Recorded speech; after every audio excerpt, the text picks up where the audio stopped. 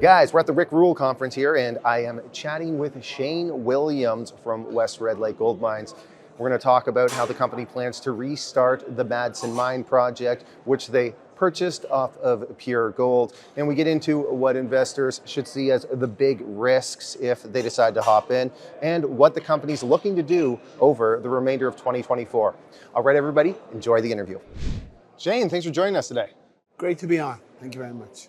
So, Shane, let's start off talking a little bit about the macro environment with gold right now. Obviously, you're CEO of a gold company. I'm sure you've been following the events over the last 12 months. What's your read on the gold market right now? Yeah, look, we're very excited about the gold market, actually. Obviously, we're building a gold company in that environment, and we do believe gold is going much higher.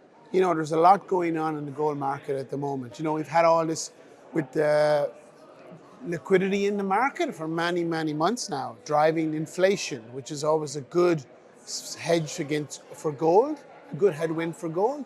You also see recently a lot of buying from the East. You know, central banks have been buying gold for a long time now, for the last couple of years. And recently we've seen a lot of movement of gold in China and other countries buying gold. And that's beginning to drive. And the gold market is really being pushed towards the East now, where they're buying a lot of gold. Now, as the CEO of you guys, I believe, are just about to go back into production. Do you pay much attention to the macro environment with gold, or are you mostly just project focused? No, the concept of the company was created around that macro opportunity. So, you know, one of our main backers is Frank Justra. Frank has been very successful in building large companies, and most of that was during the last big run-up of gold back in 2010 and 11. So the concept of the company was to try and repeat that success in a rising gold environment. So yes, it was built around that macro environment, and we watched that macro environment. And also, we chose the company, the Madsen project, because it's quick to cash flow. You know, a lot of these early stage take many years to get into production. So let's talk about that. Pure Gold took a run at the project before, spent oodles of money, took on massive amounts of debt, which I think many people said ultimately took them under.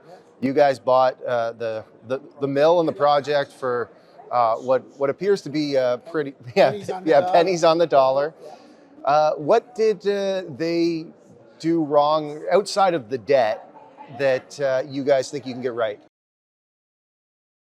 Yeah, so the mines in Red Lake, in the Red Lake region, are complex geology. You know, it is a complex area. They're high grade, they're complex, but it does need a lot of work, a lot of drilling, a lot of understanding of the geology. And unfortunately, look, they got a bit carried away in the market. Their market cap went to $1.2 billion at one stage. And I think the euphoria of that, the debt, they pushed hard to get into production very, very quickly. And part of that was they didn't understand the geology or the challenges of mining. And another thing was their team, the Pure Gold team, were never mine builders, mine operators. They were more early stage exploring, the Oxygen Group. So a combination of those facts caused them challenges to start up.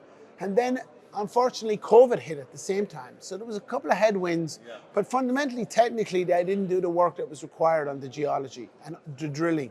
Yeah, what I heard from speaking with one of the former team members was that they felt that they should have gone after the higher grade gold first, and they went after some of the lower grade gold, and that really screwed up their economics. Yeah, they did. There was a zone called the McVeigh zone. And look, I understand why they did it. It's close to surface. It's not very deep. It's close to surface. They could drill it from surface. They could get at it quickly. If you want to show the world you're in production, you go for that stuff. Unfortunately, it is the lower grade material, and it's the easier to get to. To get to the deeper mine, Red Lake is known for its high grade, deep mines. So you need to go down, you need to develop, you need to spend money to get there. And they just didn't use that time and effort, and ended up with lower grade, with all those other headwinds. That's ultimately what caused them to go under, basically. Now, you guys announced a news release that I thought was wildly fascinating, that you guys found 2,500 ounces of gold just lying around in old equipment at the mill. Were you surprised by this, or is this sort of standard? I was surprised. Normally, these old mines that have worked historically have a lot of gold in them, tied up in the system and locked up. But, we didn't expect it in such a new mill. Remember, this mill was only 3 or 4 years old, so it's very unusual to find so much gold. So we did expect some gold, But I went up early days and I had a look at the mill and looked at some key parts of it, and we could see there was gold built up. A lot of it, unfortunately, was because certain equipment wasn't installed properly, wasn't installed correctly, and that held up the gold in it. But look, it was a good bonus to get of gold, basically. We poured a gold bar, we got some good PR from it, and it also helped us to de-risk the startup, because we actually got the machines going, we got the furnaces going, we got the production going. We could see that everything was working again on it. So it gave us a good, and more importantly, we learned the lesson of why the gold was there, so we can fix it the next time, you know? So where does the project sit right now? What is the production ramp up look like over the next couple of years? So we've been doing drilling probably for the last 9 months now.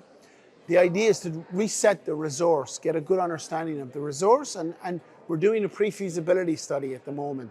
And so with that resource, do a mine plan and get reserves, and use that pre-feasibility study as a base to restart the mine. So, you know, we're buying capital equipment already, we're buying some equipment that the previous team didn't buy, and the plan would be early next year to start the ramp up and full production mid-2025. So it's really a quick return to cash flow.